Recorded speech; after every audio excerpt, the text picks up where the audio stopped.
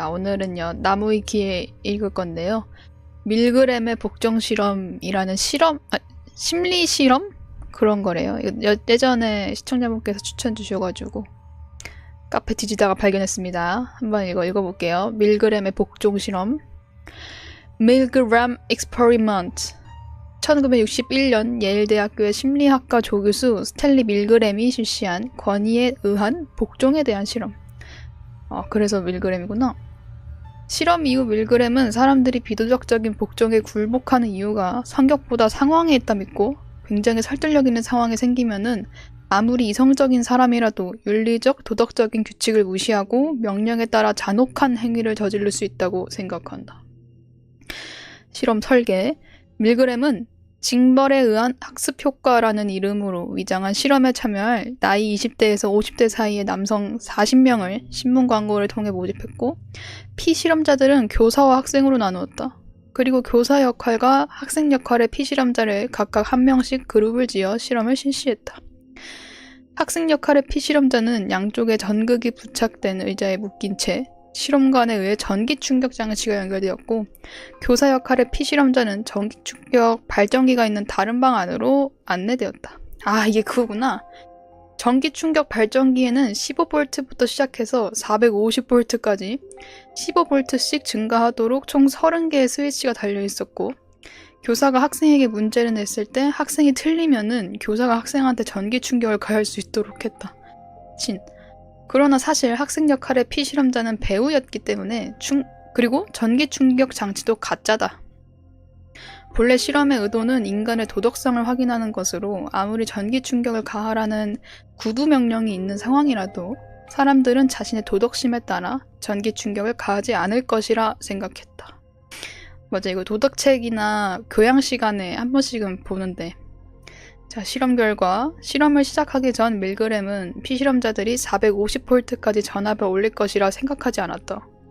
3% 정도가 인체에 치명적인 300V까지 올릴 것이라 예상했고, 450까지 전압을 올리는 것은 전체 피실험자 비율 중 0.1% 정도에 불과할 것이라 예상했다. 그러나 충격적이게도 65%의 피실험자가 450까지 올렸대요. 기계에는 300V 이상의 충격을 주면 위험하다는 표시가 되어 있었고, 300V에 도달한 순간부터 학생 역할의 배우는 전기 충격을 받으면 고통스럽게 비명을 질렀으며, 가슴이 아프다며 그만둘 것을 간청하고, 전압이 너무 높아지면 죽은 듯이 전기 충격에 반응을 보이지 않는 연기까지 했다. 이들은 자신이 죽인 것처럼 보이는 사람에게도 단지 지시에 따라 계속 전기 충격을 가했다. 죽은 것 같은데 계속 전기 충격을 준 거야? 물론 대부분의 사람들은 이 과정에서 불편해하거나 실험 목적이 무엇인지 의심하긴 했다. 그러나 밀그램은 사람들이 주저하거나 거부하는 듯한 반응을 보이면은 정확히 4번 반복해서 계속하라 지시하고, 계속 거부하면은 실험을 중단했는데, 이 지시란 것이 특별한 협박이나 설득도 아니고 단순히 계속하십시오. 꼭 실험을 진행해야 됩니다. 전기 충격으로 실험자의 신체에 영구적 손상을 주지는 않습니다. 실험을 계속하십시오.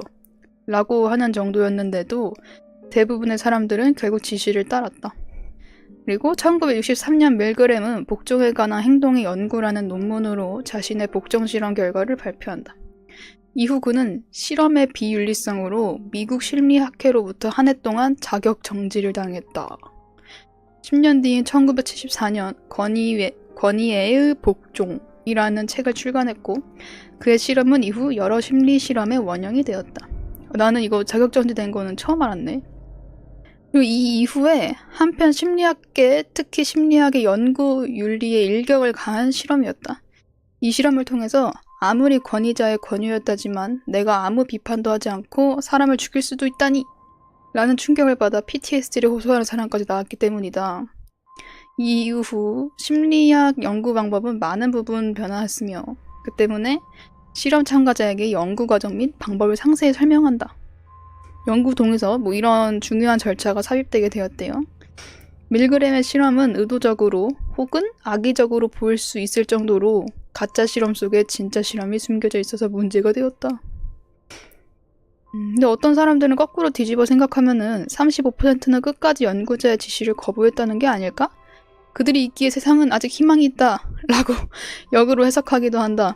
그러나 정확히 따지면은 그 35%의 피실험점 중에서 12.55%만이 인체에 위험하다고 기계에 표시된 300V 이상의 전기 추역을 가하기를 거부했다. 나머지 22.5%는 최소 315V까지는 충격을 가했고 다만 최고 수준인 450V 충격을 가하는 것을 거부했을 뿐이다.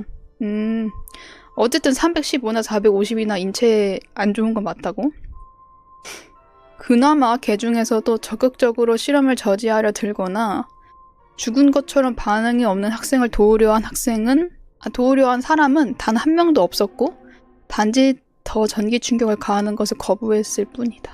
2012년 호주 심리학자 지나 페리는 예일대 기록 보관소에 숨겨져 있던 자료들의 내용을 검토하면서 밀그램의 복종 실험이 결코 정당하지 않은 실험이라고 볼 수 있을 만한 증거들이 폭착되었다고 주장했다. 실험이 24번에 걸쳐 진행되었고 그 24개의 실험들 중 이들이 원하던 결과에 가장 잘 부합했던 실험에만 의미를 부여함은 물론 즉석에서 각본을 멋대로 바꾸고 스스로 변수 또한 창출해내는 매우 비전문적인 방식으로 실험했다는 것이다. 하지만 다른 분들은 이 사람의 또 주장을 비판하기도 한데요. 혹시 여러분 지금 말할 때 약간 딱딱 소리 나요? 왜냐면 지금 내 턱에서 자꾸 소리가 나. 나 턱이 너무 안 좋아.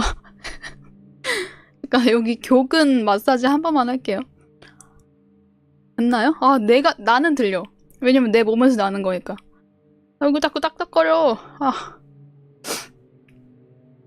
늙었어. 여기가, 오른쪽 여기가 자꾸 탁탁 소리가 나. 너무 딱딱하게 말하지 말라고? 그러면 친절하게 말해요? 내가 왜? 그래서 이거 영상을 한번 볼까? 헐! 야, 이 인트로 너무 오랜만이야. 헐! 약간 뭉클해진다.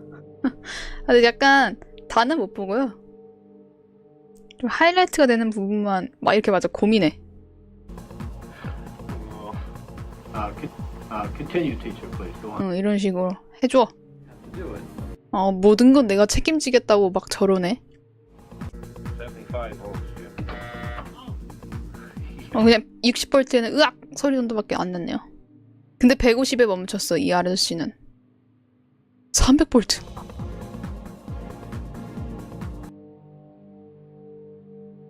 칸마기 뒤엔 갑분싸. 죽은 연기를 한 거죠. 저러다 죽기라도 하면 어떡해요. 더는 못 참겠습니다. 흰코트의 힘과 영향력은 놀랍습니다. 이게 그거죠. 여기 그 실험하는 선생님분들이 흰코트 입고 있잖아요. 이런 사람, 이거 왼쪽에. 근데 이거 입으면 진짜 약간 똑돌이들만 입는 옷이라서. 지금 보내신 건 뭐죠? 3분부터 보셈. 알겠음. 잠깐만. 3분부터 보래 이거. 뭘까? 빅 히스토리 NL 3분. 이거? 330. 오! 330V. 들었어요? 거의 통과제리. 통과제리. 제가 이렇게 웃을 수 있는 이유는 저분들 연기하는 겁니다. 배우분들. 통과제리인데? Be at 330. 어머. 4분쯤부터 내보내달라고 대답을 안 해요. 요건가 봐. That is incorrect. This will be at 한다. 330. The correct. Let me out, I tell you. Let me out of here. Fast. Let me out. Let me out. Let me out of here. Let me out. Third Let me out. car. 조용했어. Eventually, The correct answer. 한 거야 방금? This will 345. be 345. 했네. 그 소리가 없어. Correct. 345V 했는데. Let me out 계속해. 연기를 이렇게 했구만. 오케이, 알겠습니다. 자, 이런 실험이었고요. 이제 이 실험이랑 관련된 실제 사건 있던데요. 이거예요. 켄터키주 맥도날드 장난전화 사건. 2004년 4월 9일 미국 켄터키주 워싱턴에 위치한 어느 맥도날드 지점에 한 통의 전화가 왔다. 자신을 경찰이라고 밝힌 이 남자는 부매니저인 도나 서머스에게 그곳에 백인 여자 아르바이트생이 고객의 돈을 훔쳤다 라고 거짓말을 했다. 문제는 부매니저가 이 말을 그대로 믿어버린 것이다. 어머. 서머스는 당시 아르바이트 중이던 루이스 오그분을 떠올리고 루이스 말입니까? 라고 되물었고 전화를 건 남성이 자신이 모든 것을 책임지겠다면서 아르바이트생이 도주할 가능성이 있다고 하자 서머스는 루이스를 사무실에 가두었다. 이후 남자의 지시에 따라 루이스의 옷을 벗겨서 앞치마만 입은 상태로 알몸을 만든 뒤에 루이스를 잘 알고 조사할 수 있는 사람을 부르라는 말에 서머스는 자신의 약혼자인 윌터 닉스를 부른다. 이거 실제 사건이에요. 이거. 윌터가 맥도날드 사무실에 도착하자 남자는 윌터에게 루이스를 다 벗긴 뒤 춤을 추고 팔 벌려 뛰기를 하게 하고 수색을 한다는 명목하에 루이스가 자기 손가락으로 성기를 벌리게 하고 루이스를 무릎에 앉혀 키스하게 하고 거부하며 엎드리라고 한 뒤 엉덩이를 때리고 루이스에게 받으라고 하는 황당한 명령들을 차례로 내린다. 문제는 월터도 이 전화하는 남성이 경찰이라고 믿었기 때문에 어처구니 없이 이 모든 행동들을 시킨다고 그대로 했다. 아까 그 밀그램이랑 비슷하네요. 루이스가 울면서 그만해달라고 했음에도 월터는 계속했고 서머스는 별일 아니라는 듯이 매장을 서성였다. 결국 유지보수 담당 직원인 토마스 심스가 이것이 장난전화라는 것을 알게 된 순간에야 이 사태는 끝이 났다. 피해자와 가해자. 장난전화라고만 부르기에는 너무나도 악질적인 이 모든 짓거리를 벌인 용의자는 데이비드 R. 스튜어트. 이런 사람이고 사설 보안 업체에서 일하던 5명의 자식을 가진 가장이었다. 사건 이전에는 쇼핑몰 경비원, 보안관 대리로 일했고 집에서 경찰 잡지, 서류, 권총 홀스터, 유니폼 등 수백 개씩 발견된 것으로 보아 경찰관을 꿈꿔왔던 것으로 밝혀진다. 정신과 상담을 받았다는 말이 없었지만 이러한 점이 비윤리적인 연기를 강요한 것과 맞물려서 연극성 성격장애로 의심받는다. 이거 한번 살짝 볼까? 연극성 성격장애는 언제나 타인의 관심의 중심에 서고 싶어하고 그를 위해서 화려한 옷차림이나 눈에 띄는 언행을 하고 자신을 어필하고 싶어한대요. 이런 게 있는 것으로 추정이 됐고 추가 조사 통해서 타코벨이랑 애플비 등 다른 업체에도 장난전화를 해서 마약 혐의 또는 도둑질 등의 이유로 비슷하게 알몸 수색을 시킨 것으로 드러났는데 이런 장난전화 횟수는 맥도날드 건을 포함해서 9건이고 1982년부터 계속해왔던 것으로 드러났다. 하지만 이 9건의 전화 모두 공중전화에서 했었는데 공중전화에 있는 걸 본 사람이 아무도 없고 전화 음성과 스튜어트 목소리를 식별한 피해자가 없다는 이유 그리고 이 사람은 설득력이 많이 떨어지는지라 이런 짓을 할 사람은 아니다 라는 변호사의 변호 덕분에 가해자 스튜어트는 무죄 판결을 받았대요. 씨바. 결국 이 사건은 피해자 루이스와 가해자 스튜어트 사이의 민사소송으로 번졌다. 스튜어트는 훗날 오그분의 고소장을 받고 난 책임 없는데 너도 좀 불쌍하다. 나도 차량 직장을 잃었거든. 이라고 짓거리는 뻔뻔한 전화를 걸었다고 한다. 도나 서머스와 월터는 파혼했으며 월터는 미성년자 감금과 성범죄 혐의로 징역 5년을 선고받았다. 원래는 더 심한 형량이 떨어져야 하지만 경찰이라고 말하는 사람에게 속았다는 배심원들의 판정하에 낮은 형량을 선고받았다. 도마 서머스는 경범죄, 불법 감금 혐의로 징역 1년을 선고받고 맥도날드에서 해고당한 후 맥도날드를 상대로 장난전화에 대해서 경고를 하지 않았다. 라면서 5천만 달러를 배상해달라는 소송을 걸었고 재판 끝에 110만 달러를 맥도날드한테 받았다? 미국에서는 아이를 세탁기에 넣지 마세요. 옷을 입은 채로 다리지 마세요. 등의 상식적인 안내를 하지 않으면 천문학적인 손해배상을 해야 할 수도 있다. 미국은 진짜 이렇더라고요. 그리고 이렇게 하면은 돼. 소송이. 피해자 루이스 오그분은 사건의 충격으로 정신과 상담을 여러 번 받고 우울증 치료제를 달고 살았다. 이후 맥도날드를 상대로 비슷한 장난 전화가 여러 건 있었는데도 맥도날드에서는 제대로 조치를 취하지 않았다며 2억 달러를 배상해달라고 요구했고 2억 달러? 재판 끝에 610만 달러를 받았다. 이거는 뭐 지금 미국에서는 회사의 배상 액수를 피해에 대한 배상으로만 생각하는 것이 아니라 회사에 대한 처벌로도 생각하기 때문에 배상 액수가 천문학적인 경우도 많다. 자세한 것은 징벌적 손해배상 문서 참조. 불쌍해. 2억 달러 대박이다. 무섭다. 이 돈 자체가 너무 그냥 무서워요. 너무 커. 그래서 맥도날드는 공식 사과 성명을 내고 직원 교육에 방침을 바꿨다. 그래서 이게 영화가 있네요. 2012년 이 사건을 소재로 한 컴플라이언스, 응종이라는 영화가 만들어졌다. 그리고 어떤 다른 드라마 시리즈 같은 건가? 뭐 변호사 시리즈인가 본다? 여기 나왔대요. prank that was One of your employees took money out of her purse. 이런 식으로 전화했대. But I'll need no. What we doing? other than later. 불쌍해. Back there. 일단은 요런 실제 사건이었고요. 자, 이제 카페로 넘어왔습니다잉. 카페 시청자분들이 올려주신 걸. 혐주의, 9.11 테러 당시 실화 스토리, 검은색 태그의 여성, 블랙 태그 레이디, 얼음다리님께서 가져왔습니다. 국내에서는 거의 알려지지 않았으나 해외에서는 매우 유명하며 이와 관련한 레딧 글도 다수 생성되었던 이야기입니다. 본 스토리는 타 사이트에서 그나마 돌던 걸 가져왔으며 레딧 출입글 몇 개를 번역했습니다. 이 이야기는 딘 머피라는 사람이 9.11 테러 당시 겪은 사람들의 이야기를 모아서 쓴 책인 September 11 An Oral History에서 발췌했습니다. 오. 트리아지 태그. 요게 트리아지 태그라는데요. 응급상황 시 치료의 우선순위를 정하기 위한 환자 분류 체계를 뜻한다. 검정색 태그와 쓰여진 글자 expectant, 관망. 이거는 이미 사망했거나 사망 직전이라서 치료 행위가 무의미한 환자. 살아있는데 여기에 분류가 되면은 지금 치료해도 늦은 환자란 뜻으로 보면 된다. 그래서 검은 태그의 여성이구나. 자, 읽어볼게요. 저는 그녀를 산 자라고 생각해요. 저는 살아있는 죽은 자들과 대화했어요.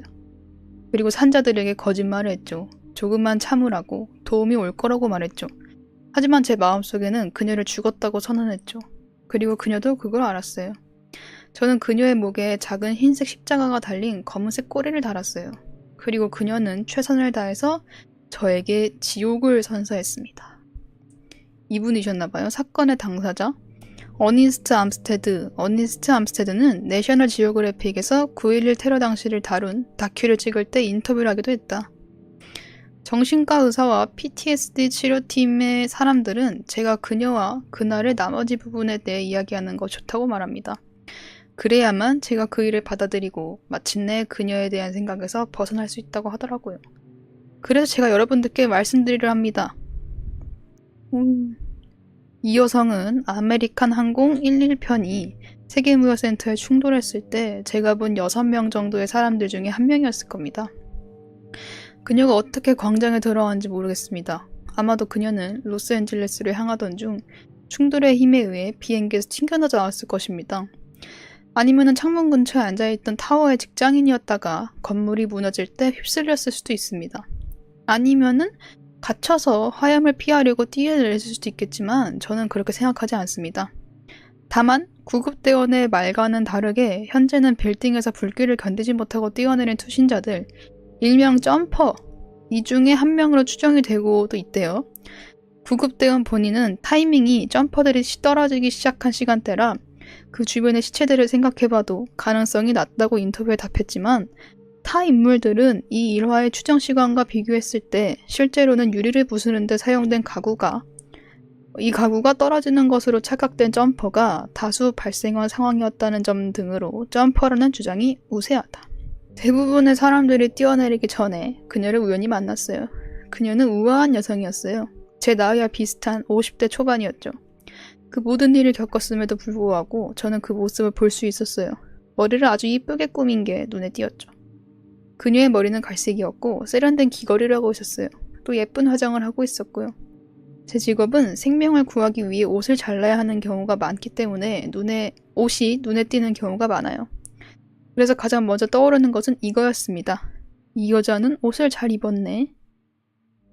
일화의 배경으로 추측이 되는 분수대랑 중앙에 둥근 조형물이 있는 두 타워 사이의 넓은 광장 사진. 노란색이 일화의 배경으로 추정된대요. 아, 여러분, 요거. 요 네모, 여기가 일화의 배경이라네요. 참고해 보십시오. 자, 이런 재난 상황에서 가장 먼저 해야 할 일은 트리아지입니다. 아까 그 위에 태그?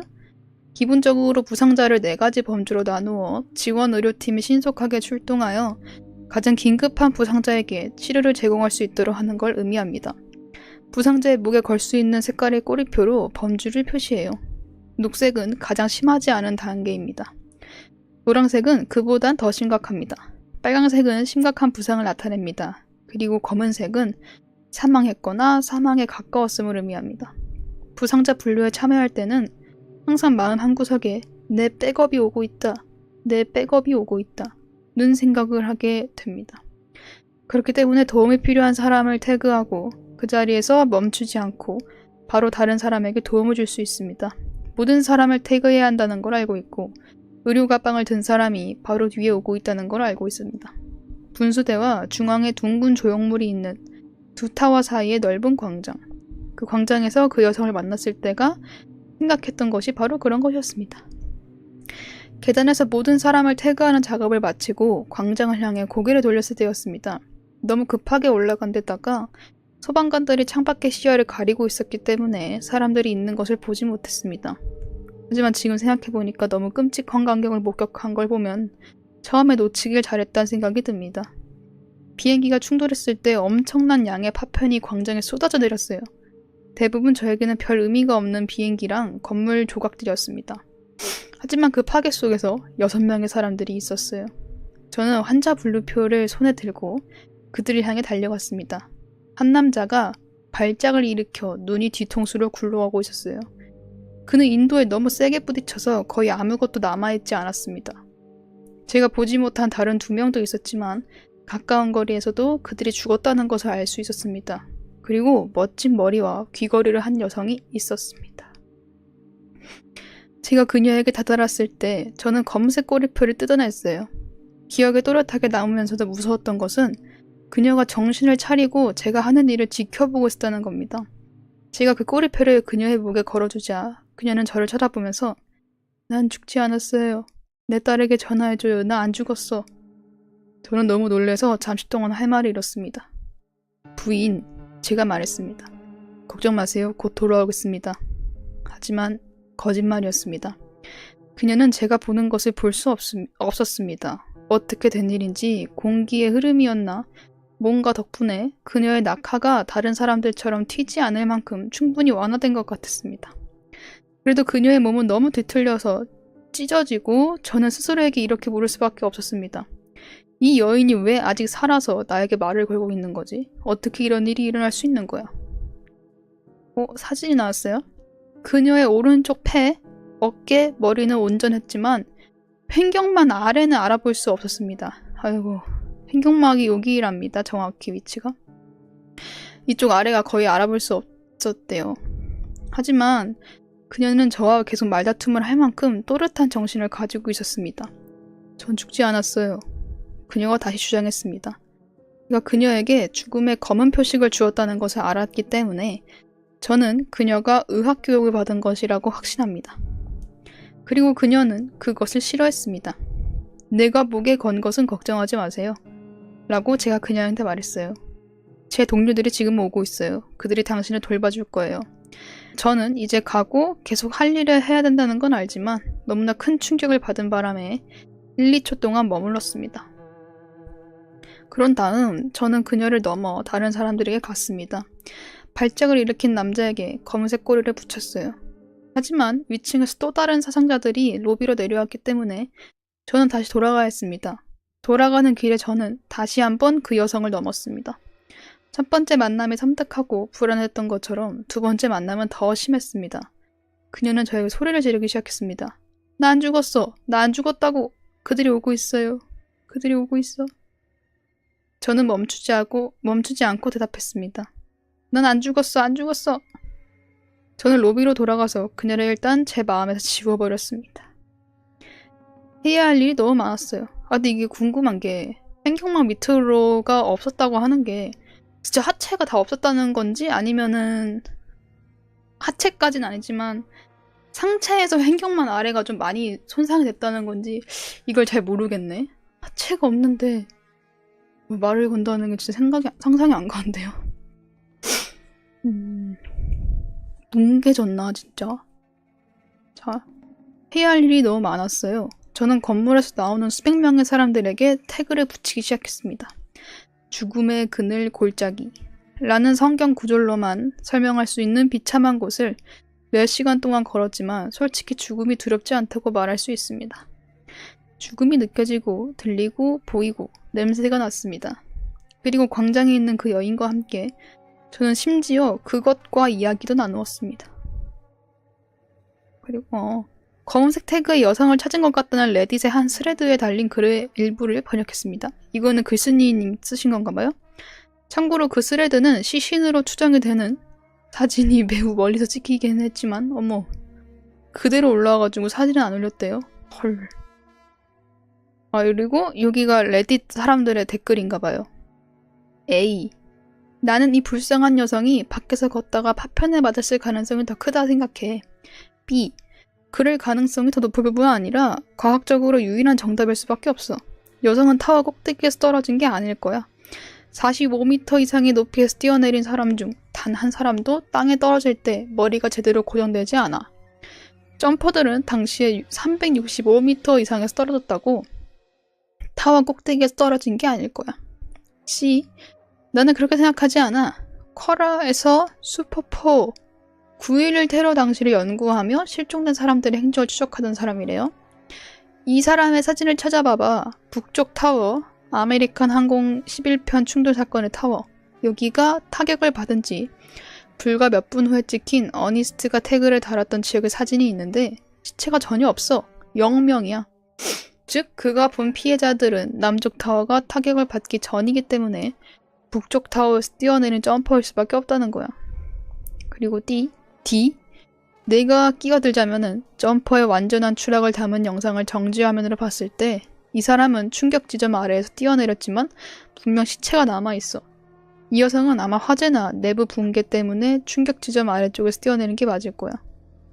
300피트 높이에서 단단한 바위에 떨어져도 완전히 회복할 수 있어. 발을 땅에 딛는 식으로 떨어지고 몸무게가 많지 않다면은 다음과 같은 사례들이 있어. 뭐 이런 사례가 있나봐요. 기사네. 이 사례는 종단 속도, 자유낙하로 떨어질 때 최대 속도에 가까워. 타워에서 떨어진 모든 사람이 직사했다는 생각은 확실하지 않아. 배를 땅에 대고 넘어진 뚱뚱한 남자들은 확실히 그랬겠지만 발을 땅에 디딘 가벼운 젊은 여성들은 자신이 아직 살아있다는 것을 깨달을 정도로는 충분히 오래 살아남아있을 거야. 만약에 그 위에 여자가 그랬다면은 진짜 하체가 다 날아갈 수 있겠네요. 발로 뒤졌으니까. 그 높이에서. 그리고 검은색 태그 여성에 대해 말하자면은 그녀는 94층에서 일하는 간호사였고 이름은 리디아 에스텔 브라바도였어. 다만 이 정체에 대해서 여전히 논란이 많대요. 그리고 검정색 태그를 싫어하는 게 아니라 그냥 추락의 충격으로 고막이 터져서 제대로 의사소통이 이루어지지 않은 상황이 아니었냐는 주장도 있기 때문이래요. 그랬다고 합니다. 이 이야기 속의 여성의 신원 이야기도 안 밝혀졌다고? 그치, 저거는 썰이니까. 각각의 출처는 여긴데요. 첫 번째는 멀리서 촬영한 시신 사진이 있어가지고 어지간해선 들어가는 걸 비추천한대요. 궁금하긴 한데 멀리서 촬영해도 시신은 시신인데 이게 제가 이런 걸 안 본 지 좀 됐거든요. 어릴 때는 우와! 하고 들어갔었는데 뭐 여러분이랑 같이 보겠다는 절대 아니고요. 이거는 보여주면 안 되죠. 그럼 제가 한번 나도 이렇게 눈을 좀 가리고 봐볼게요. 잠깐만요. 아, 와, 이거 뜨네. 이거 뜬다, 이거.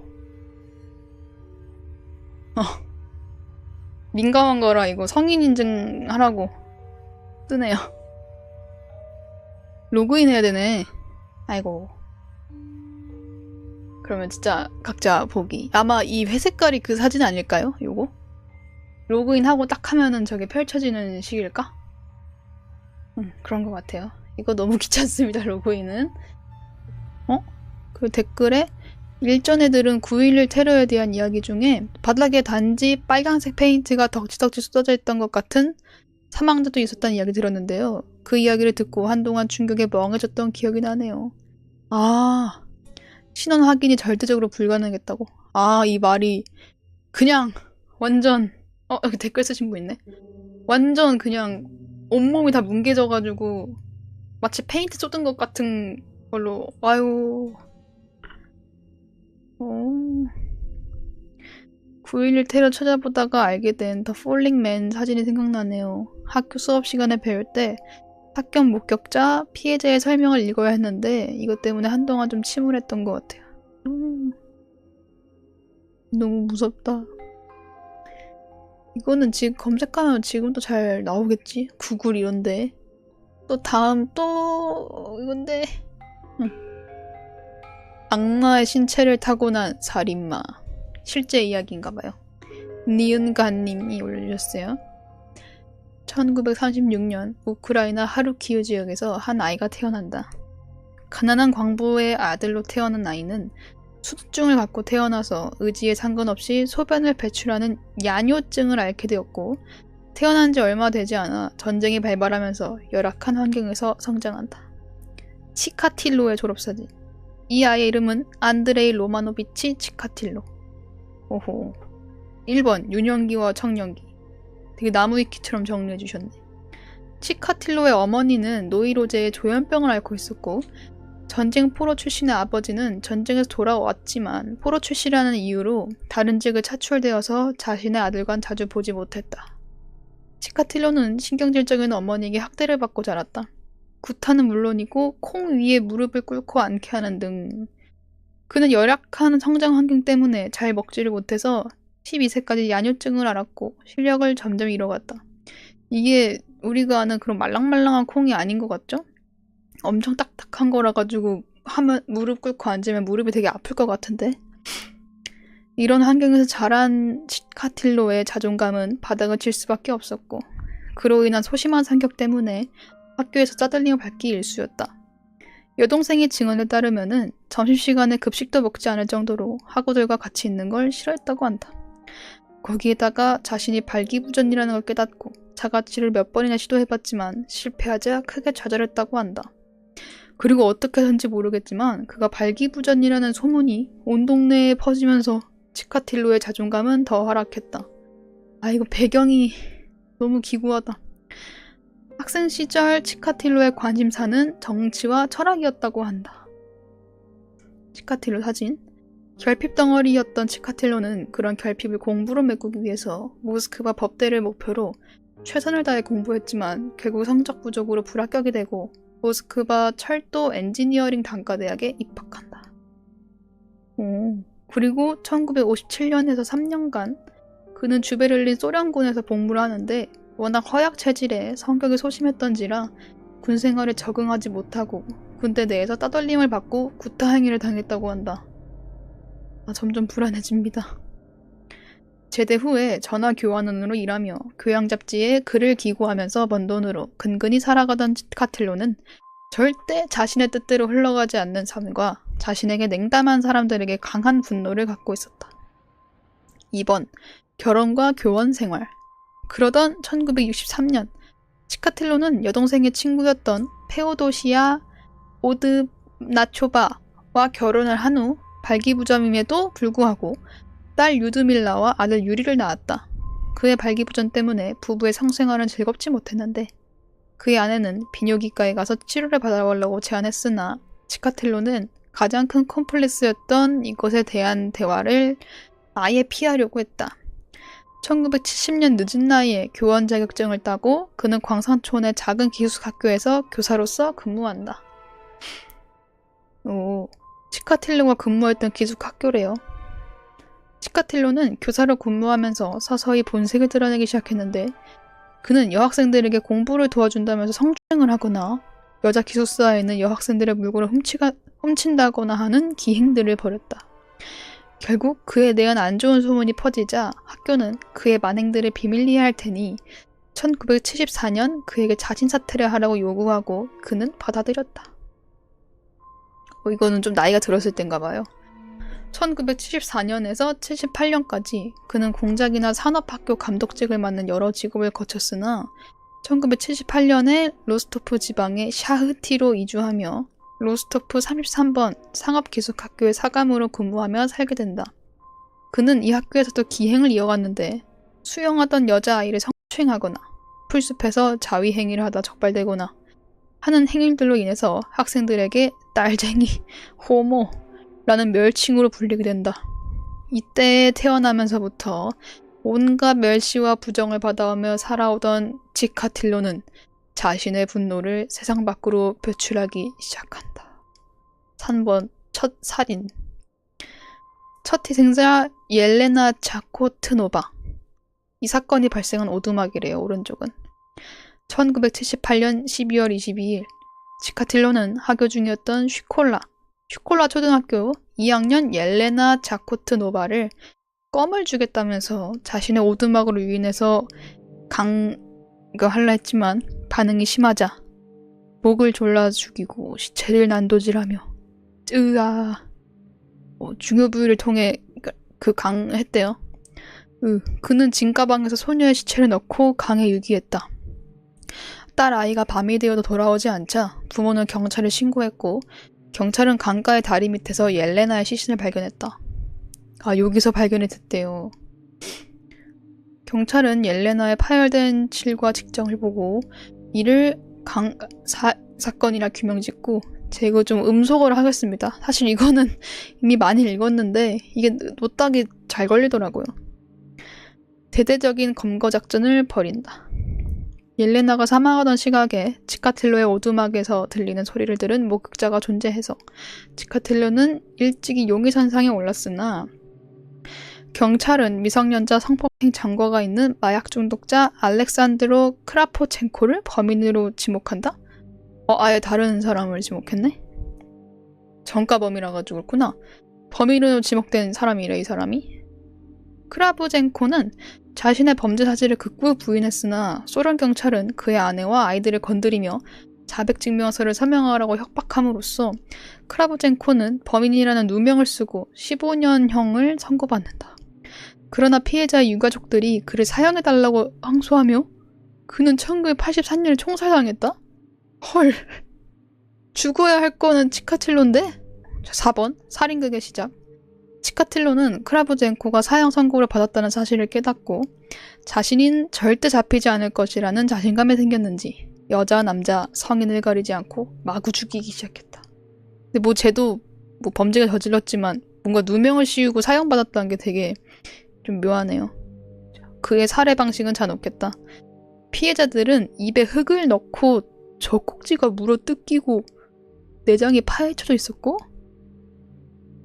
몸에는 수없이 많은 흉기에 의한 자상들이 있었고 남성의 경우는 음경이 절단되고 여성의 경우는 자궁이 적출되고 그리고 모든 시체들은 눈이 가려진 채 안구가 적출. 이는 치카틸로가 희생자의 눈빛을 무서워했거나 아니면 사람이 죽기 전에 각막에 마지막으로 본 것이 남아있다는 러시아의 미신을 믿고 있었기 때문이다. 이런 미신이 있구나. 치카틸로는 피해자의 시신을 먹기도 했대요. 자신의 가족들에게 소고기라고 속여서 먹이기도 했대. 이 사진은 치카틸로가 살해한 피해자들 사진이래요. 그래서 치카틸로는 1978년부터 84년까지 총 32명을 살해했다. 자, 5번. 이거 무조건 노딱 걸릴 것 같은데. 5번. 경찰의 무능과 시민 X. 치카틸로가 신나게 살인을 하던 와중에도 경찰들은 전혀 갈피를 못 잡고 있었다. 짧은 시간에 워낙 광범위하게 일어났고 끔찍했기에 경찰들은 이 범죄들이 반국가 단체의 조직적 범죄라거나 정신병자가 저지른 것이라고 추측해서 정신병 이력이 있는 사람들을 모두 구금해 조사하기 시작했다. 실제로 경찰들은 몇 명의 살인범들을 체포했으나 치카틸로의 살인은 계속해서 일어나고 있었다. 이로 인해 언론에서는 경찰의 무능에 대해 강하게 규탄하고 언론들은 살인범을 시민 X라고 불렀다. 1984년 경찰은 새 수사반장으로 이사 코트포이에프를 위임했고 헛걸음만 하던 경찰의 수사에 성과가 생기기 시작한다. 좌측 상단 두 번째 인물이 이 사람이래요. 이 사람이 이사 코스토예프를 새로 위임한 이 사람. 6번 악마가 준 선물. 치카틸로는 1984년에만 15명을 살해했다. 러시아에서만 저지른 것이 아닌 출장지였던 우즈베키스탄, 여기 타시켄트에서도 살인을 저질렀다. 9월 14일 타시켄트에서 돌아오던 치카틸로는 로스토프 버스터미널에서 소녀들이랑 대화를 하고 있었는데 치카틸로는 193cm라는 장신이었기 때문에 눈에 잘 띄어서 한 경관이 이를 보고 치카틸로를 부른다. 경관은 치카틸로의 서류 가방을 조사하기 시작하는데 서류 가방에서는 알 수 없는 것이 묻은 수건, 부엌 칼, 바세린, 밧줄, 비누가 발견됐고 이를 수상하게 여긴 경찰은 치카틸로를 체포한다. 오. 치카틸로는 이 물건들에 대해서 타시켄트의 교회의 산에 있는 버섯을 채취하기 위한 준비물들이었다고 해명했다. 어째서 소녀들에게 말을 걸었냐고 묻자 그는 소녀들이 표값이 부족하다며 먼저 말을 걸어왔다고 했다. 마지막으로 혈액 검사를 하여 시체에서 나온 정액과 대조하였으나 치카틸로의 혈액은 B형, 정액의 혈액형은 AB형. 그가 범인이 아니라는 알리바이가 완전히 입증된 것이었다. 그는 100만 명 중에 한 명꼴로 나타나는 혈액과 정액의 혈액형이 다른 특이 체질의 사람이었다? 헐. 이런 게 나 이거 처음 알았어. 하필이면은 헐 진짜 N병이다. 와 타고난 살인마? 이거는 진짜. 그래서 그는 더 이상 조사를 받지 않고 풀려났다. 그러나 그는 며칠 후에 절도죄라는 명목으로 3개월 집행유예를 받고 직장이었던 기숙학교에서도 해고당한다. 7번 레소폴로사 수사작전. 그리고 1985년 1월 치카틸로는 열차 정비구로 취직을 한 후 이사한다. 그는 열차를 타고 여러 도시를 걸치면서 살인을 저지르기 시작한다. 우크라이나의 자포로제, 러시아의 레닌그라드, 우랄 지역의 도시에서까지 그의 살인 방식은 똑같았다. 여기서 수사관인 이사 코스토예프는 범인이 열차를 타고 다니는 철도 노동자라고 확신했고 이른바 레소폴로사 작전을 시행한다. 그는 3,000명의 사법경찰을 소련 전국의 역에 배치해서 감시했고 작전 기간 동안 20만 명의 사람들이 1년의 살인에 연루된 것으로 확인되었고 그 과정에서 1,062건의 범죄가 해결됐대요. 우와 쩐다 이것도. 하나 해결하려다가 1,062건의 다른 것도 이렇게 덤으로 해결이 됐어. 오. 그리고 목격자들의 증언을 모으고 모아 치카틸로의 몽타주를 완성한다. 이렇게 큰 키, 정장의 트렌치코트와 중절모, 그리고 안경과 서류 가방. 매우 명확한 증언들이었지만 문제는 소련의 이런 차림의 남성들이 적어도 100만 명은 있을 거란 얘기다. 살인범은 지극히 일반적인 사람, 그런 척을 하고 살아가는 일 것이다. 수사는 분명히 진적이 있었으나 거기까지였다. 치카틸로의 살인은 1990년까지 계속 이어져서 25명을 더 살해했다. 7.1. 살인자의 심리적 초상화. 이 사건에 협조 중이던 정신과 의사 알레산드로 부아노프스키는 살인 현장의 흔적을 표본으로 범인을 유추해낼 수 있다는 주장을 했다. 1번. 피해자들은 범인을 신뢰했다. 고로 범인은 정신병자가 아닌 것으로 겉으로나 행동으로나 완전히 평범한 사람일 것이다. 2번. 소녀들은 항문 강땡의 흔적이 있으나 소년들한테는 없기 때문에 그는 이성애자이다. 발음이 꼬였습니다. 3번. 그는 피해자를 한 번에 죽이지 않고 서서히 죽어가는 것을 지켜보는 괴사주의자였다. 4번. 피해자들은 전부 머리를 먼저 강타당했다. 그러므로 범인은 장신일 것이다. 아, 위에서부터 이렇게 하니까 키가 크니까 이거 대박이다. 신기하다. 오. 5번. 남성의 음경을 도려낸다는 거나 여성의 질에 칼을 이렇게 넣었다는 것을 봤을 때 자신의 성적 능력에 불만이 있을 것이다. 아우, 대박. 이거 맞췄어. 6번. 이상성욕이 가장 자주 발생하는 나이인 40, 50대일 것이다. 오, 이것도 맞췄어. 출장을 자주 가는 직업일 것이다. 맞췄어. 오. 근데 이거 진짜 저희가 이런 거 많이 봤잖아요. 비슷하네요. 다른 살인범들이랑. 오호. 우리도 이런 거 일반인이지만 유추할 수 있겠다. 8번. 체포. 치카틸로는 체포당하던 해였던 1990년에만 8명을 죽였다. 그리고 1990년 11월 6일에 그는 22살 매춘부를 이미 한 병 죽이고 나서 로스토프역에서 피가 묻은 얼굴을 씻는 중에 한 경관에게 제지를 당한다.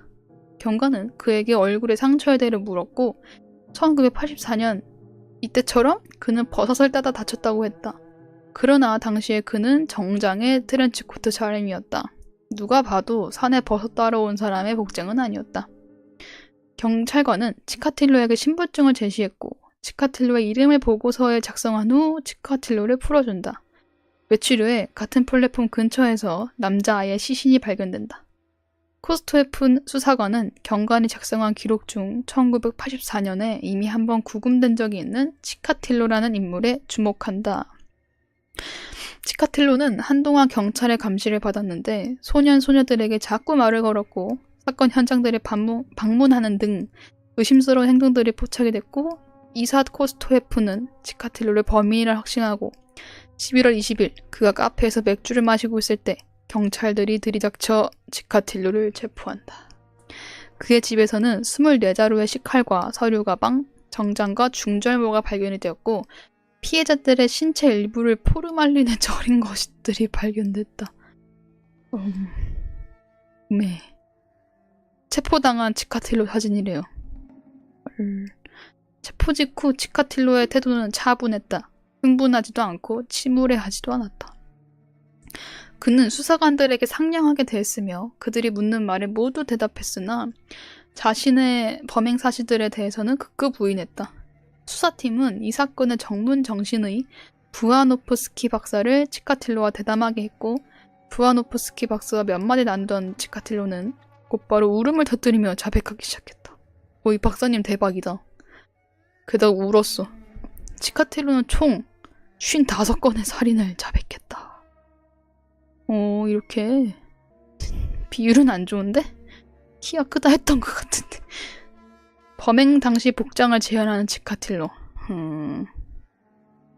치카틸로는 이상하리 많지 수사에 협조적이었고 수사관들에게 자신을 잡아줘서 고맙다는 말을 하는 등 자신도 일반적인 사고를 하는 사람임을 어필했다. 깜빵으로 끌려가는 치카틸로.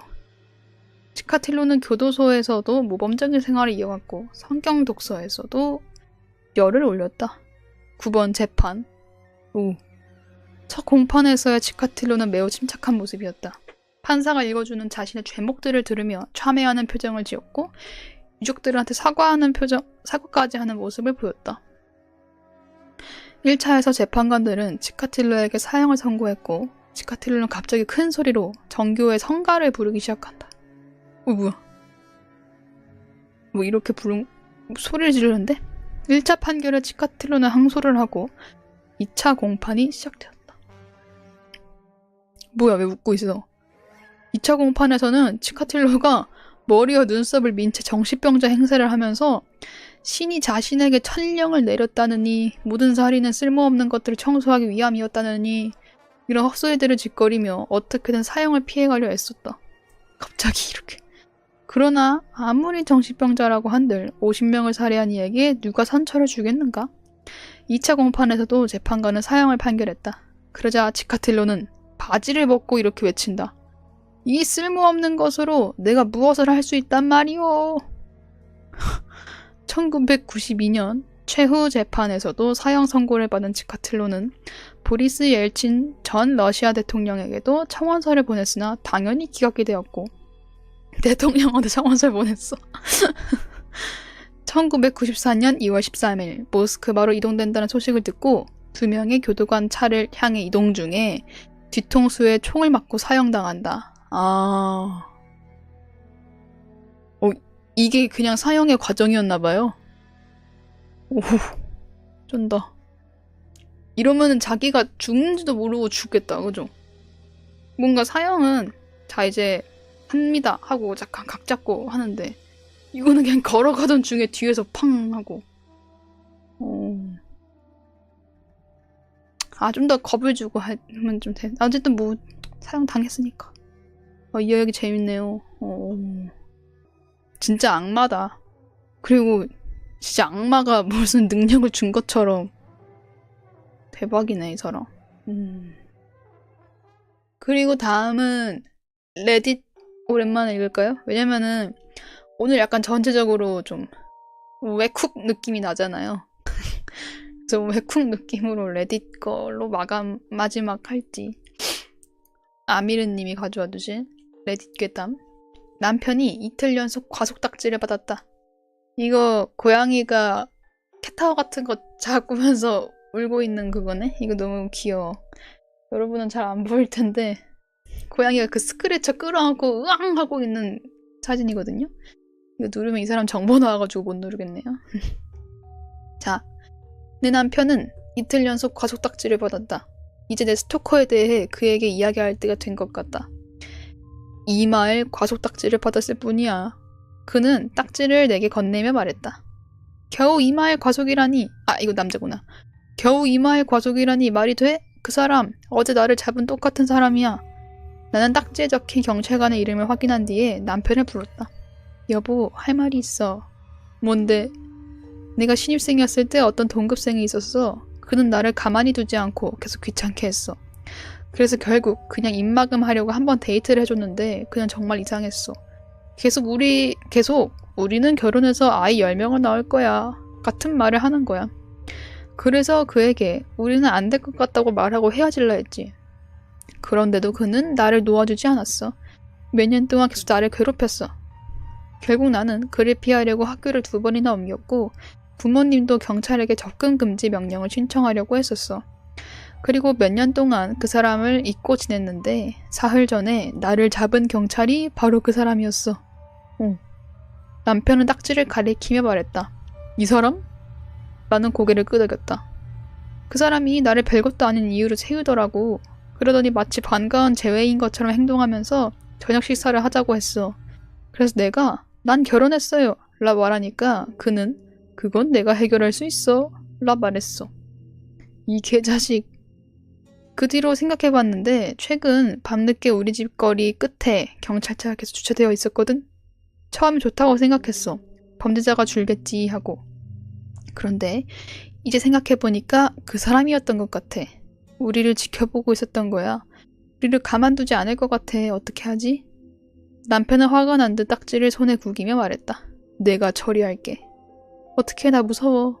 내가 처리할 거야. 남편이 사라진 지 5일이 지났다. 남편이 없는 끔찍한 5번의 반이 지나갔다. 나는 경찰서에 들어가서 남편의 실종 신고를 해야 한다고 말했다. 하지만 경찰들은 전혀 도움이 되지 않았다. 그럴 줄 알았다. 아마 다른 여자랑 도망갔을 거야. 내 남편이 그럴 리가 없다. 나는 그들이 내 남편을 찾게 하려고 실종 신고를 한 것이 아니었다. 신고하면은 내 스토커에 관심을 끄게 될 것을 알고 있었다. 경찰서에서 나와 집에 반쯤 도착했을 때였다. 백미러에 그 사람의 경찰차가 보였다. 그는 전조등을 깜빡였고 나는 차를 멈춰 세웠다. 그 사람은 커다란 미소를 지으며 내 차로 걸어왔다. 마치 생일 선물을 받은 것 같은 표정을 한 채 운전석 창문을 두드렸다. 포식자들의 문제는 시야가 좁다는 것이다. 그 자식은 나에게서 시선을 떼지 못했다. 뒤를 봤어야 했는데. 남편이 그를 차로 들이받았을 때 나는 역겨운 끔찍한 충돌음을 들었다. 인간과 도난당한 자동차의 충돌에서 그는 살아남을 수 없었다. 아까 전에 내가 경찰서를 나올 때 남편은 며칠 전 계획한 대로 경찰서 밖에서 기다리고 있었다. 스토커는 땅에 쓰러져 발작을 일으켰다. 생각했던 것보다 피는 적었다. 두개골의 절반이 사라진 상태였다. 남편은 속도를 내며 떠났고 이미 사라진 뒤였다.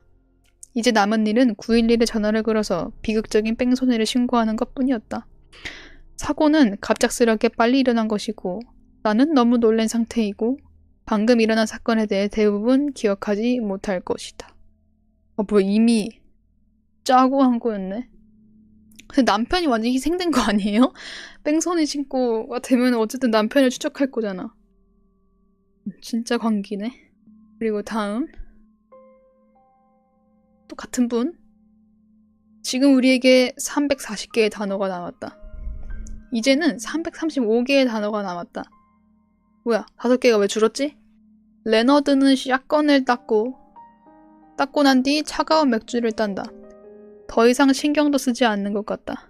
끝까지 볼 거야? 내가 묻는다. 빌어먹을. 뭐 어때? 그냥 보지 뭐. 그가 킥킥 웃는다. 그래도 나쁘지 않았어. 이 모든 챕터들. 더 나빴을 수도 있잖아. 더 나빴을 수도 있었다.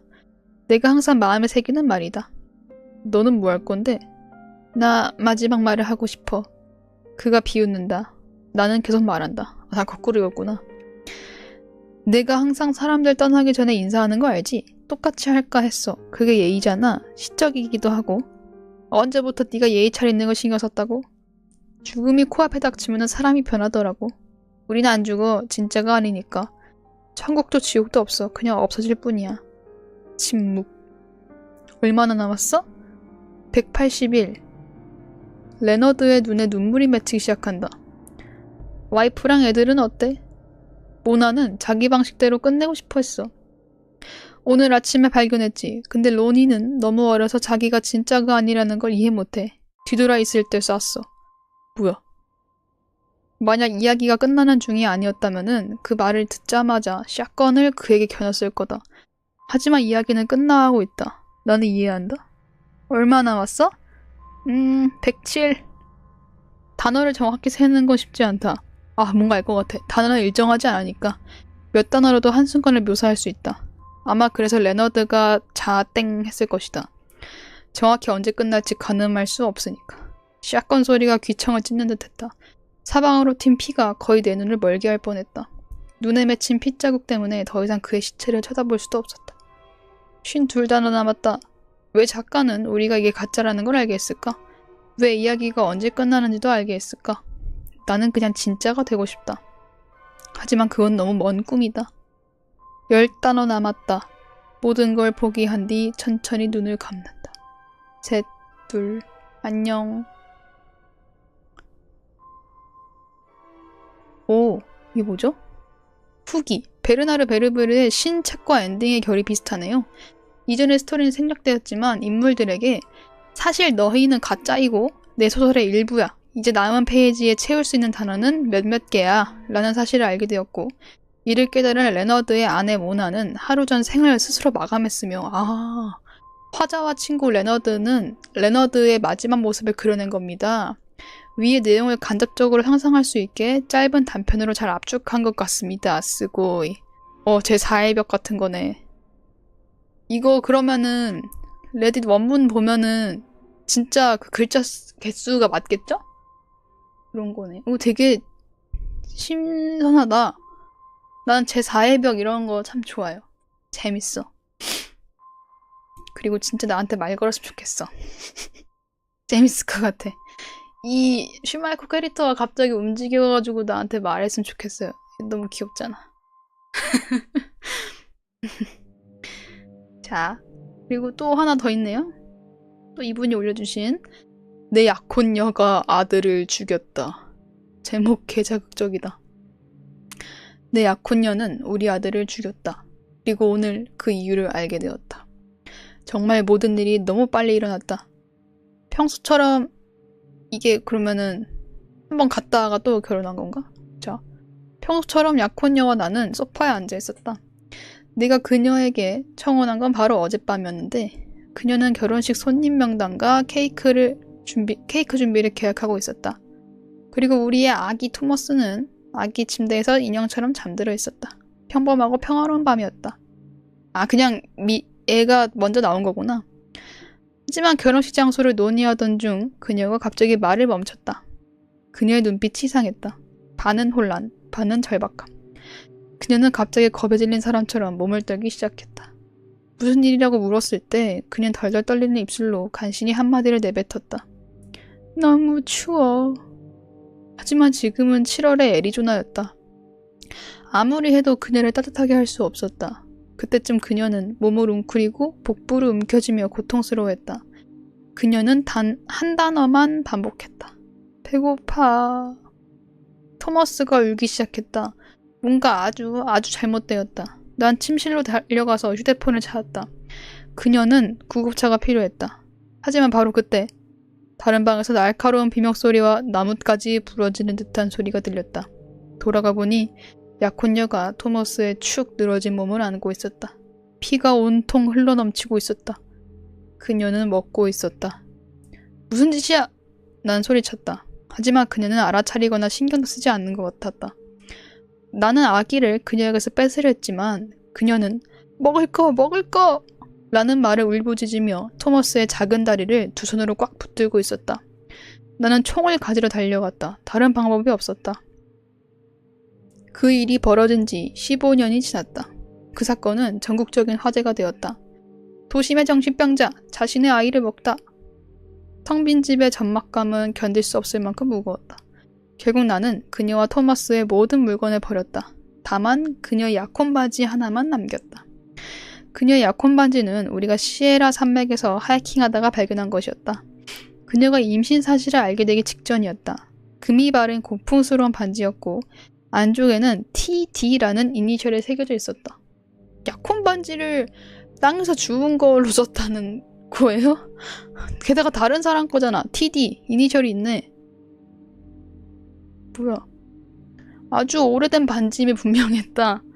나는 그것을 참아 버릴 수가 없었다. 그녀는 늘 그 반지가 어디에서 왔는지 궁금해했다. 최근에야 역사학자인 친구에게 부탁을 했다. 그리고 오늘 그 친구가 전화를 걸어왔다. 그는 분명히 흥분해서 빠르게 말을 쏟아냈다. 그의 말에 나는 반지를 찾아들었고 전화를 스피커폰으로 바꾸며 자연스레 반지를 손가락에 끼웠다. 반지의 과거를 알게 되는 이 순간을 기록하고 싶었다. 그녀를 기리기 위해서. 마이크, 네가 꽤 특별한 물건을 가지고 있는 것 같아. 그가 말을 이어가는 동안 내 손이 이상하게도 저려오기 시작했다. 겉모습으로만 봐서는 이 반지는 19세기 중반에 만들어진 것 같아.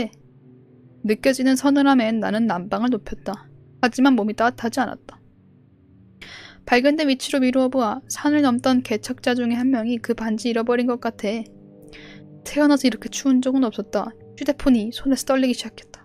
그리고 배가 너무 고팠다. 위가 뒤틀리는 것 같았다. 그리고 이니셜로 봤을 때 누군지 알 것 같아. 만약에 맞다면은 역사적인 미스터리를 풀 수 있지도 몰라. 너무 배고팠다. 다시는 따뜻해질 수 없을 것 같았다. 음식이 필요하다. 살아남아야 했다. 고기가 필요하다. 그는 내가 휴대폰을 떨어뜨리는 소리도 집 밖을 뛰쳐나가 거리로 달려가는 소리도 듣지 못했다. 텅 빈 방을 향해 계속 열정적으로 말을 이어갔다. TD는 타문센 도너일 가능성이 높아. 그녀의 남편은 도너 파티라는 개척자 그룹의 리더였지. 그리고 거리에 울려 퍼지는 희미한 비명소리. 그녀의 시신은 발견되지 않았어. 후기. 이 이야기는 미국에서 유명한 사건인 도너 파티 사건을 바탕으로 한 픽션입니다. 도너 파티예요. 1846년 미국 중서부에서 캘리포니아로 이주하던 개척민들의 파티. 조지 도너가 이끄는 도너 파티가 눈폭풍에 마주쳐 무려 6개월간 고립이 되었고 87명 중에 46명이 살아남았으며 고립된 상태에서 생존을 위해 사망자들의 시신을 먹는 비극적인 식인 사건이 있었습니다. 여기서 리더인 조지 도너와 그의 아내, 작중의 타문센 도너는 해당 사건으로 인해 사망했습니다. 이거 스티븐 킹 소설 더 샤이닝에도 나와요? 아, 그래요? 그리고 그것도 있었는데? 충청투데이? 아, 그러네. 충청투데이에서 알려주셨네요. 고맙구먼유. 지역 뉴스였다니. 그리고 이거 보니까 생각난 게 그 넷플릭스에 이 영화 있지 않아요? 안덱스 산맥인가? 거기서 산맥에서 비행기 떨어져가지고 옛날에 거기서 며칠간 살아남은 사람들 거의 한 달 정도였던 것 같은데 거기서도 식인을 했어요. 어쩔 수 없이. 안덱스 설원의 생존자들이었나? 비행기 그러니까 두 개로 분리됐는데 거기서 이렇게 살아남는 내용이었어요. 동상으로 죽었던 사람도 있던 것 같고 그냥 못 움직여가지고 욕창이 난 사람도 있었고 근데 그러다가 이제 죽는 사람이 있을 거잖아요. 근데 또 살아남아야 하는 사람은 살아남아야 되니까 어쩔 수 없이 데려가서 이렇게 그거를 이제 사람을 썰 수 있는 비위가 좀 좋은 사람들만 이렇게 뒤로 쏙 몰래 가가지고 썰고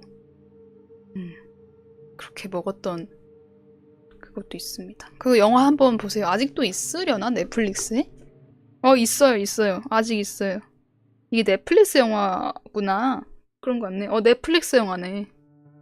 이거 되게 잘 만들었어요. 실화예요, 그리고 또 이거 보다가 그래서 와이프가 자기 애기를 먹었다 했잖아요.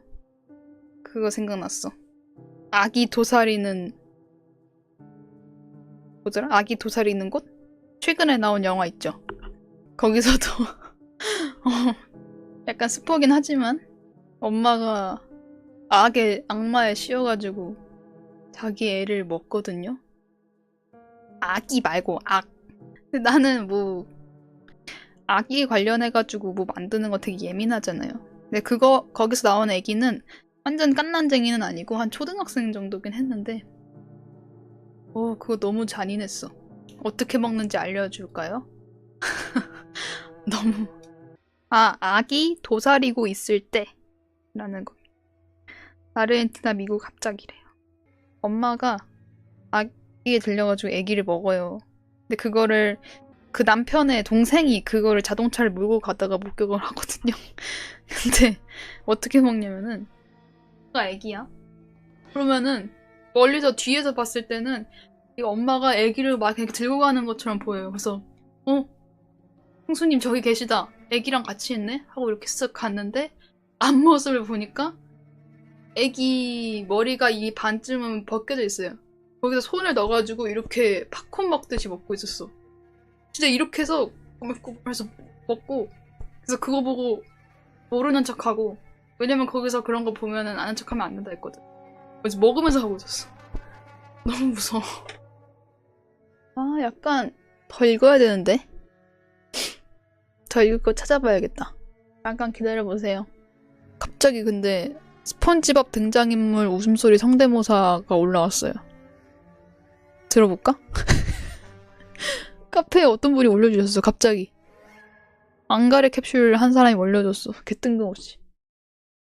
지금 놀려야겠다. 스펀지밥 목소리.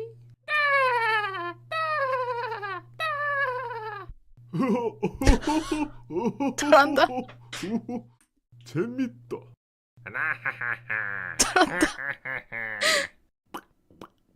어머. 이거 앙가레 캡슐이잖아. 잠깐만. 직계화장이 아니라 앙가레 캡슐이잖아. 아무튼 너는 애구야. 그래서 뭐가 비법을 내놓으시지. 오. 핑핑이 내가 잘해. 잘한다. 이 사람 왜 이렇게 잘해? 돌려쓴대. 잘한다. 뚱이 떠트려달라고. 뚱이 진짜 똑같아. 그냥 처음부터 했어. 스펀지밥 목소리.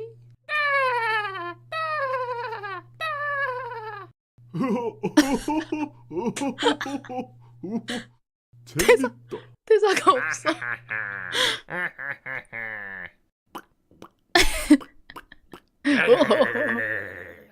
아무튼 너는 애구야. 그래서 뭐가 비법을 내놓으시지. 근데 지금 플랑크톤 진짜 똑같아. 스펀지밥 목 아니 플랑크톤 진짜 똑같아. 잘한다. 개웃기네. 잘하네. 어쩜 이렇게 잘하시지? 버나도 호몰카 사건? 저 뭐죠? 잠깐만요. 강한 거를 추천하셨는데 이거 그냥 추가로 읽을까요? 뭐 저희 원래 이렇게 랜덤으로 읽었던 게 초심이기 때문에 이걸로 할게요. 버나도 호몰카 사건. 저도 정말 처음 봅니다. 하지만 여기 분류된 걸 보니까 되게 센 거 같은데. 폴 버나드와 칼라 호몰카 부부의 사진. 쿨걸 킬러래. 쿨걸 킬러 머더. 별명이 이건가 봐. 1987년부터 1992년까지 캐나다에서 일어난 연쇄살인, 연쇄강간. 읽어버렸다. 사건. 아씨. 발음이 안 좋으니까 됐겠지? 용의자 폴 버나드와 칼라 호몰카 부부는 칼라 호몰카는 부부 사이였다. 요거 시옷 이응은 좀 괜찮거든요? 노딱에 은근 안 걸리거든요? 근데 이게 좀 많이 걸리더라고요. 각주에 연인이 함께 연쇄살인, 기억을 저지르는 것은 일반인들의 생각 외로 흔하다. 2인조 연쇄살인마들 중 많은 경우가 부부이거나 이성 혹은 동성 커플이다. 얘네가 그럼 여자 연쇄살인마들의 경우 피해자를 제압하거나 살해하기에는 힘이 부족해서 남자 공범을 이용해 범행을 저지르는 보다 현실적인 이유도 있다. 이럴 경우 보통 여자가 공모관계에서 주도적 위치를 점한다. 그래서 이 사건을 소재로 2005년 영화 칼라가 제작이 됐대요. 그래서 수사물 시리즈 아까 나왔던 거다. 로우 앤 올더. 여기서도 나왔대요. 사건이 발생한 지 그리 오래된 것도 아니고 범인인 폴이 아직까지 생존해 있으나 어째서인지 그의 행적은 인터넷에서는 중구난방이다. 위키피디아 문서 역시 검증이 필요하다고 할 정도. 범인 폴 버나도의 출생과 성장 과정. 폴 버나도는 1964년 8월 27일 캐나다 온타리오주 스카버러라는 토론토의 위성도시에서 태어났다. 폴은 회계사 케네스 버나도와 마릴린 버나도 사이의 세 자녀 중 막내 아들이었는데 사실 케네스와 친아들이 아니라 어머니 마릴린이 옛 애인과 불륜을 저질러 낳은 사생아였다.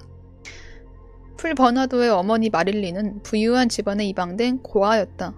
젊은 시절 마릴린은 열렬히 사랑하는 애인과 결혼하려 했지만 양부모는 애인의 학력을 문제 삼아 결혼을 허락하지 않았다.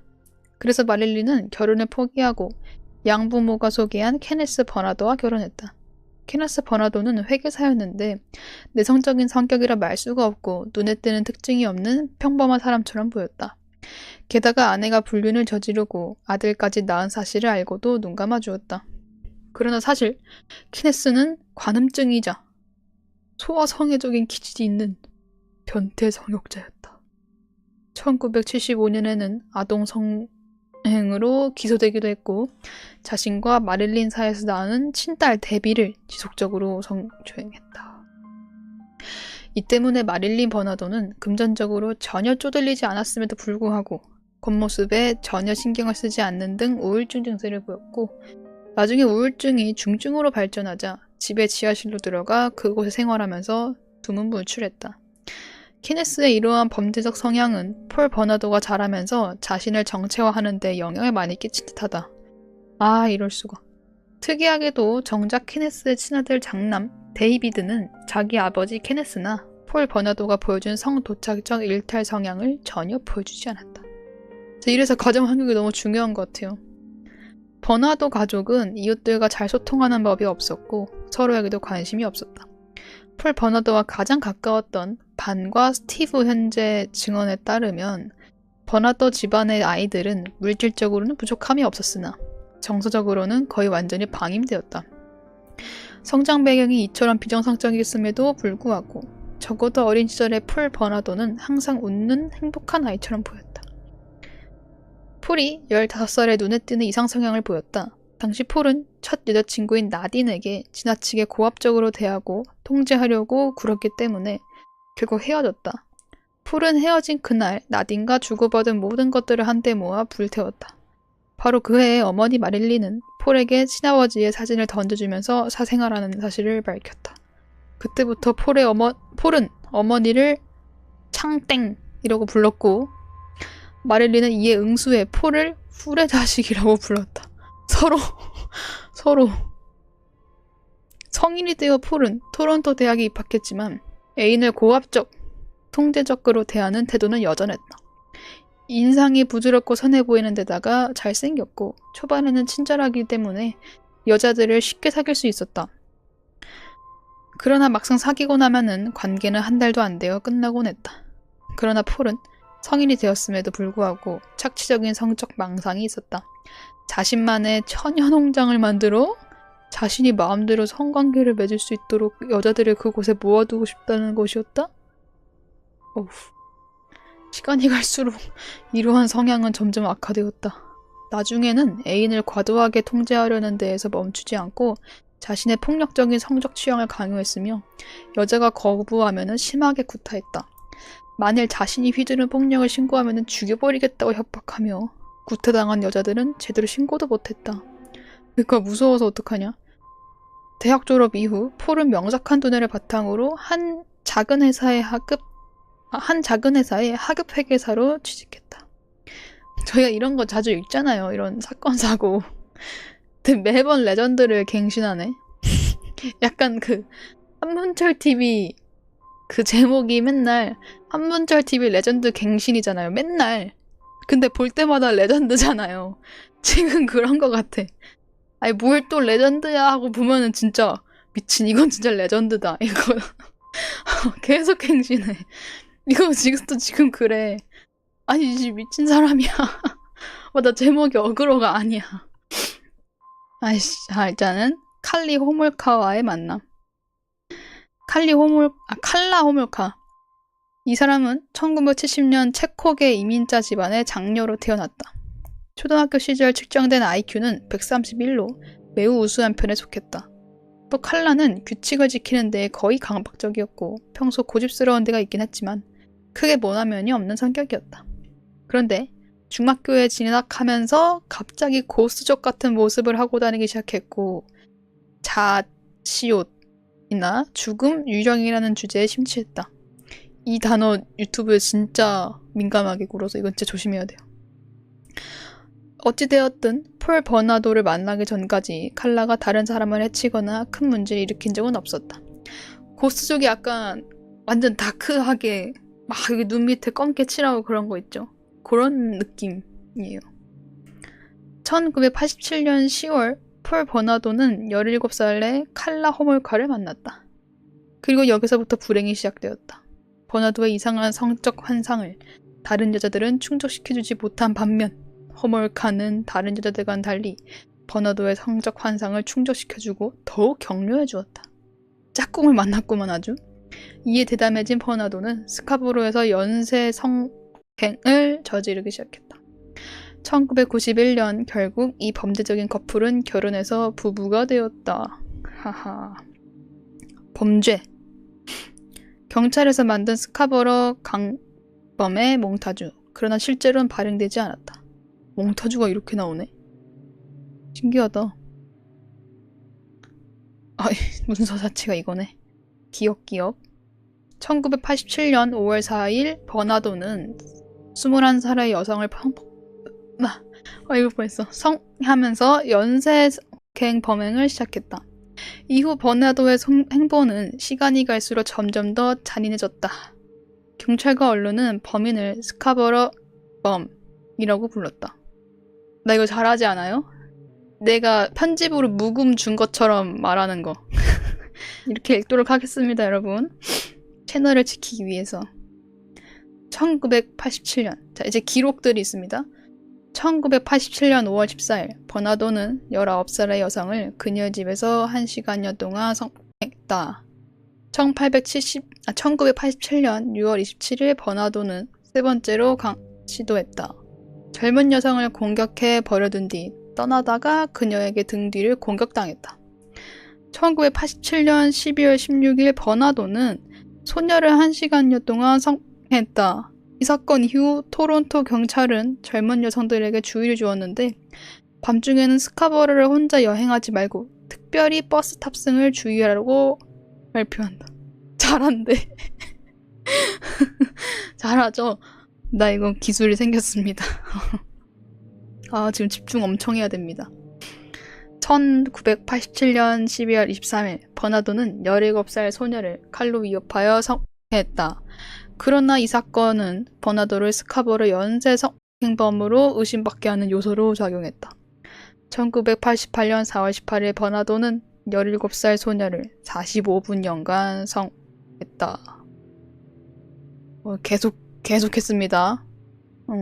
왜냐면 이 단어가 계속 나오기 때문에 1988년 10월 4일 버나도는 스카버로에서 성행을 시도했다. 여성이 저항하자 버나도는 그녀의 넓적다리에서 둔부까지 12인치의 상의를 낸 뒤 사라졌다.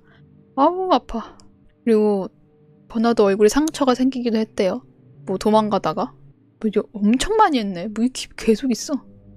근데 이렇게 많은데 1990년 6월 버나도는 스카버로 연쇄 성행 사건의 용의자로 2달여간 형사들에게 조사받았다. 하지만 결국 증거 불충분으로 구속에 실패한다. 살인, 왼쪽부터 태미 호물카, 레슬리 마하피, 그리고 크리스텐 프렌치.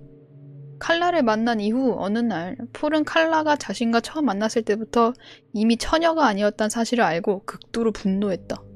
이에 칼라는 1990년에 남자친구 폴에게 근데 당신은 결혼 전이었고 살해 전부터 폴은 태미를 훔쳐보면서 자위를 했고 여기 첫 번째 인물 칼라는 폴이 자신의 친동생 태미를 훔쳐보는 것을 도왔다? 칼라 친동생이라고? 그러네 호멀카네? 아! 헐. 자, 아무튼 칼라가 자기 남자친구한테 이 폴한테 완벽한 크리스마스 선물을 준비한다. 바로 자기 친여동생 태미 호모카의 순결. 아이 진짜 칼라는 자신이 일하던 동물병원에서 마취제를 몰래 훔쳐 동생에게 먹었다. 그 후 부모가 모두 잠든 틈을 타 태미는 자기 집 지하에서 폴에게 당했는데 칼라는 이 모든 장면을 녹화했다. 미친년. 하지만 칼라가 사용한 마취제는 동물용인데다가 너무 많이 먹였기 때문에 태미는 결국 의식을 되찾지 못하고 사망했다. 근데 이는 칼라와 폴의 주장이라는 점을 감안해야 한대요. 아, 뭔가 얘네가 진짜 직접적으로 해를 가한 걸 수도 있다. 칼라는 폴에게 자기 동생을 토막내서 박스에 넣은 후 콘크리트를 발라 호수에 가라앉히게 하자 했고 칼라가 언니가 동생을 그렇게 하자 했대. 폴은 그대로 따랐다. 결국 호모카 집안의 부모들은 딸이 실종됐다고 경찰에 신고했지만 결국은 미해결 사건으로 남았다. 폴의 악행은 이걸로 끝이 아니었다. 폴은 장례식에서 부모님의 말을 듣지 않은 이유로 집 밖으로 쫓겨난 15살 레슬리 마하피를 납치했는데 폴은 레슬리를 차에 태운 채 집으로 가서 칼라에게 새로운 노예를 잡아왔다며 자랑했다. 폴은 레슬리를 강하고 칼라는 그 장면을 녹화했다. 다음날 칼라는 자기 친여동생을 죽인 마취제와 종류가 같은 약을 훔쳐서 레슬리한테 먹이고 전기 코드로 목을 졸라 살해했다. 둘은 태미의 시체를 없앴던 그 방법 그대로 처리했고 그리고 폴은 1992년 4월 16일 학교가 끝나 집으로 가던 15살 크리스텐 프렌치를 납치해 집으로 데려왔다. 크리스텐을 칼로 협박해 차에 태웠는데 차 안에는 칼라가 있었다. 둘은 3일 동안 크리스텐을 강하고 이 모든 장면을 녹화하여 그것을 보며 성적 쾌락을 느꼈다. 후에 크리스텐은 탈출을 시도하다가 폴에게 붙잡혀 가죽 벨트로 폭행을 당한 뒤 목이 줄려 죽였다. 폴은 시신을 기찻길에 버렸는데 2주 뒤에 경찰이 발견했다. 하지만 이것 또한 미해결 사건으로 남았었대. 자, 체포.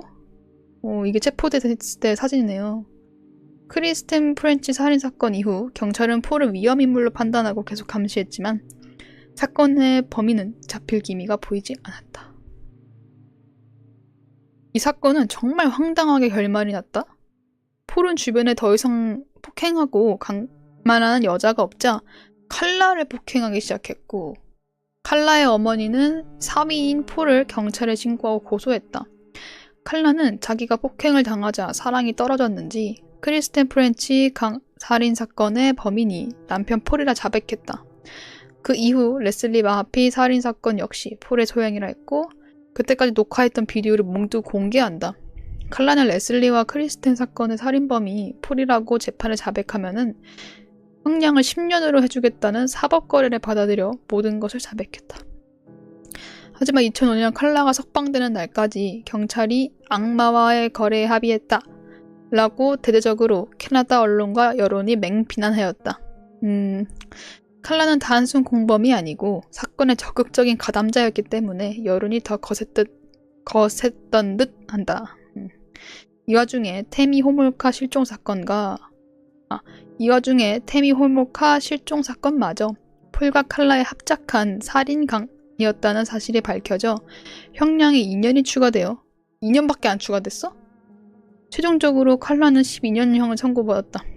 이거 너무 한국식 형량인데요? 너무 적은데? 폴 버나도는 체포 이후 처음에는 사실을 부인하며 오히려 경찰을 공격하려 했지만 칼라가 자백했고 비디오가 경찰 손에 넘어갔다는 사실을 알고는 범행 사실을 인정했다. 폴은 살인, 협박, 무기 소지, 시체 훼손 등 여러 가지 혐의로 기소가 되어 1993년 캐나다 대법원에서 무기징역형을 선고받고 킹스턴 감옥에 수감되었다. 2년 후인 1995년에는 위험한 범죄자라는 판결을 받아서 신락 같던 가석방 가능성마저 사라졌다. 같이 범죄를 저지른 칼라 호몰카. 이 사람이 2005년 7월 4일 여기 석방됐건과는 다른 케이스.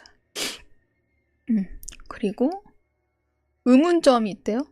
칼라가 폴의 요구에 복종했거나 단순 공범이 아니라 오히려 범죄를 주도했을 가능성이 제기되고 있다. 전술했듯이 이 사건은 증거 부족으로 칼라와의 형량 협상을 통해 해결되었기에 사건의 개요는 칼라의 주장에 기반해 작성되었다. 폴은 자신이 강만 저질렀고 살인은 칼라가 했다고 주장했는데 이 주장이 사실이라면 칼라는 범행을 주도하고 그 책임을 폴에게 대부분 전가한 것이다. 그 근거로 칼라의 살인 과정에 대한 버나도의 진술이 매우 구체적이라는 점이 있다. 버나도는 의학적 지식이 전무했는데 진술의 내용은 의학적으로 신빙성 있는 구체적인 내용이 포함되어 있기 때문이다. 이에 의해 칼라의 버나도 살인 범행 과정 진술은 매우 단순하고 모호하여 신빙성이 떨어진다는 지적을 받는다. 일반적으로 세디스트와 마조이스트의 관계에서는 통념과는 달리 오히려 마조이스트가 관계의 주도권을 가지는 경우가 많다고 한다. 오히려? 왜냐면은 SM 관계 밖에서는 갑자기 이런 걸 알게 되네요. SM 관계 밖에서는 마조이스트가 세디스트에 비해 절대적으로 유리한 위치이기 때문이다. 실제로 마조이스트가 마음만 먹으면은 세디스트가 법적 처벌을 받는 건 일도 아니다. 아이씨, 그러네. 그러다 보니 현실적으로 실제 SM 관계를 맺을 때는 보통 마조이스트가 원하는 방식 수위로 관계가 행해지게 된다. 내가 참 별걸 다 하게 된다. 그러네요. 이에 대한 관점으로 사건을 볼 때 폴 버나도의 일관적인 범행 패턴은 강과 폭행을 하고 그대로 자리를 뜨는 거였는데 칼라를 만난 이후 살인을 저지르는 새로운 패턴의 범행을 저질렀다. 물론 범행 방식이 발전했을 가능성도 배제할 수 없으나 이 갑작스러운 변화를 칼라의 범행에 주도권을 행사하여 살인을 저질렀다고 해석할 수 있다. 그리고 칼라가 동생의 사망에 대해 가족에게 쓴 편지 또한 의문스럽다. 편지에서 칼라는 폴이 태미에게 사랑에 빠졌다는 등 부자연스러운 주장을 통해 사건의 모든 책임을 폴에게 미루고 자신의 전형적인 피해자로 위치시키고 있다. 이처럼 타인에 대한 공감이 부족하고 자기중심적으로 사건을 해석하려는 부분을 볼 때 사이코패스적 특성이 드러난다고 볼 수 있다. 배상훈 교수 또한 한국 교수신가 보네요. 배상훈 교수 또한 팟캐스트 크라임에서 이 편지를 두고 전형적인 사이코패스라고 평가했대요. 한번 봅시다. 칼라의 편지. 사랑하는 엄마, 아빠, 그리고 로리. 이 편지는 내가 이제껏 썼던 어떤 편지보다 고통스럽고 힘들게 쓴 편지예요. 당신들은 이 편지를 읽으면 저를 미워하게 될 거예요. 저는 이것을 내 마음속에 오랫동안 간직해왔어요. 그렇지만 저는 더 이상 거짓말을 할 순 없어요. 폴과 저는 태미의 죽음에 책임이 있어요. 폴은 그녀를 사랑해서 그녀와 자고 싶어 했어요. 그는 제가 그것을 돕기 원했어요. 그는 제가 병원에서 수면제를 가져오길 바랬죠. 그는 제가 거절하면은 협박했고 정신적으로 감정적으로 괴롭혔어요.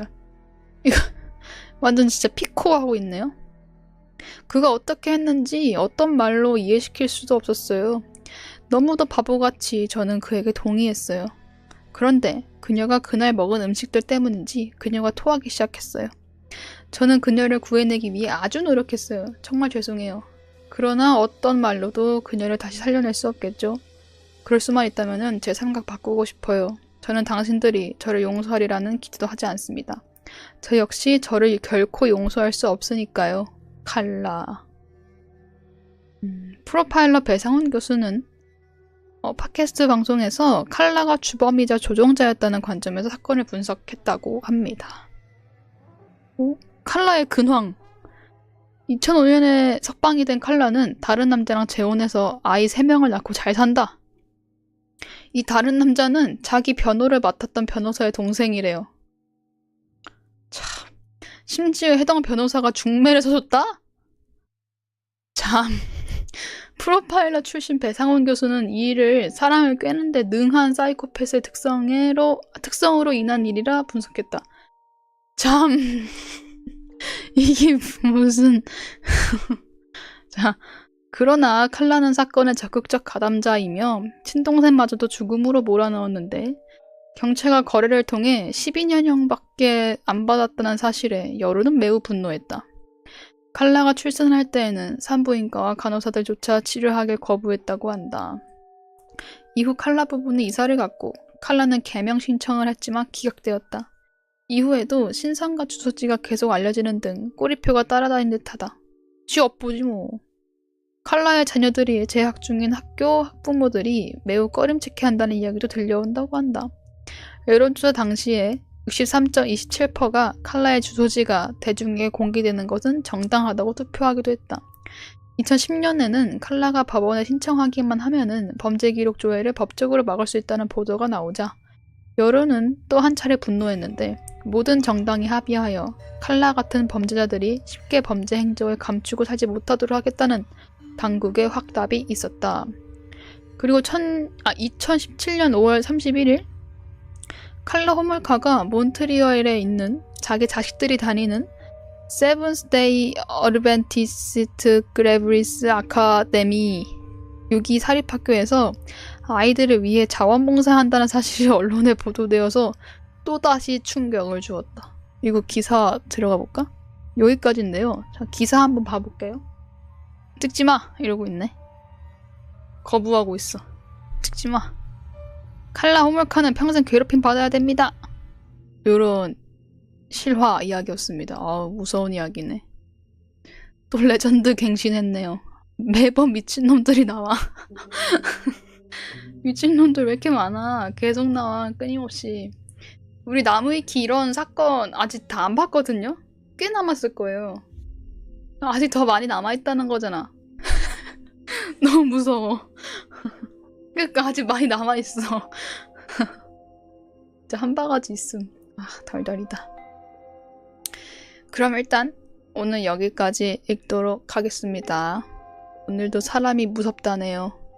이중잠금 하시고 침대 아래 옷장 위아래 안에. 이거 원래 틀 줄 때 멘트 안 했나? 일단 하겠습니다. 부엌 창문 세탁기 안에 다 확인하시고 조심히 가십시오. 노딱에 걸리지 않을 것인가? 그러니까 그게 관건이네. 이상하게 노딱이 라이브는 안 걸려. 근데 편집본으로 올리면 그게 걸려. 오히려 이거를 압축해 올려가지고 걸리는 건가? 모르겠네. 이 유튜브의 기준을 진짜 모르겠어. 웃기는 애야 진짜. 일단 여기까지 하겠습니다. 여러분 들어주셔서 감사합니다. 안녕히 계십시오. 안녕히 주무세요. 안녕.